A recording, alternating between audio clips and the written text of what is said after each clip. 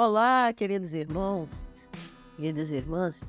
Obrigado por estarem aqui mais uma vez no Bibliomania, continuando sobre a nossa perspectiva e opinião sobre Gênesis, segunda parte. Vamos discursar, então. A gente vê que em alguns casos questiona-se se a evolução por meio da seleção natural é um processo aleatório e, portanto, não poderia ser atribuída a Deus. Ora, veja. Existem duas respostas para essa questão. Primeiramente, o termo aleatório muitas vezes é utilizado para expressar falta de conhecimento. Além disso, é importante destacar que a evolução é impulsionada pela adaptação e não simplesmente pelo acaso, como vocês viram no filmezinho, no vídeo, né? Embora não conheçamos todas as causas das mudanças que ocorrem nos seres vivos, que são as bases das variações, a gente deve reconhecer o papel das circunstâncias na produção dessas variações, sim, mas muito pouco, muito pouco. No entanto, a gente ressalta que a maioria das variações que são essenciais para o processo da seleção e adaptação dos animais ocorrem da natureza. Ocorrem principalmente por meio de recombinações genéticas e não por mutações isoladas. Trocando miúdos, Deus fez sua criação orientada e as adaptações dos melhores foram feitas, ficando para o mundo quem se adaptou melhor. Mas não ao acaso. Gente, por favor, não há como acreditar que uma célula dali se encontrou com outra que não sei de onde veio para construir um organismo perfeito. Não!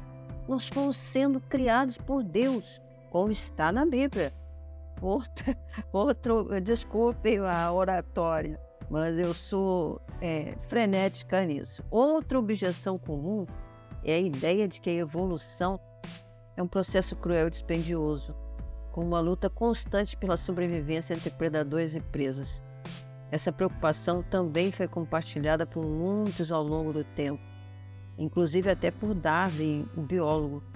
Mas é importante reconhecer que a dor desempenha um papel crucial na proteção dos organismos, e a própria fé nos ensina que o sofrimento é um caminho para o amadurecimento.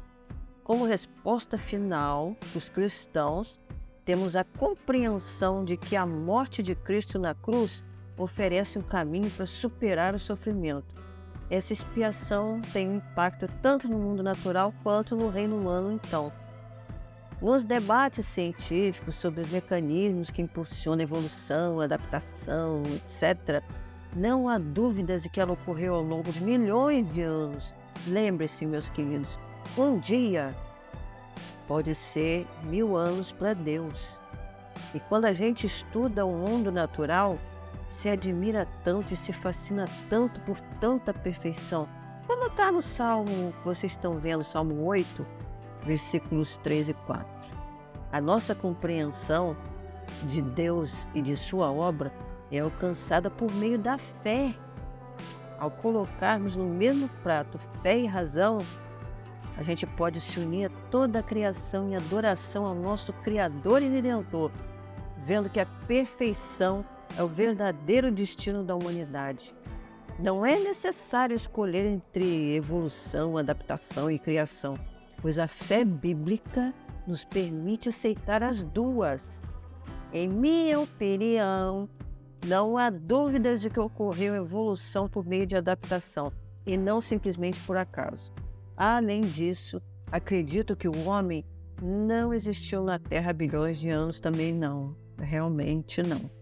Surgimos depois. A própria Bíblia até nos relatou isso, que o homem foi feito depois. No entanto, tudo nos leva a crer que a ciência e a evolução, com a sua adaptação, são influenciadas por Deus. Deus comanda tudo no mundo. Considero que houve uma intervenção divina no surgimento da vida, pois é improvável que a complexidade da vida tenha sido espontaneamente. Por favor, não há como acreditarmos naquilo que eu relatei lá em cima. Uma célula isolada veio com a outra.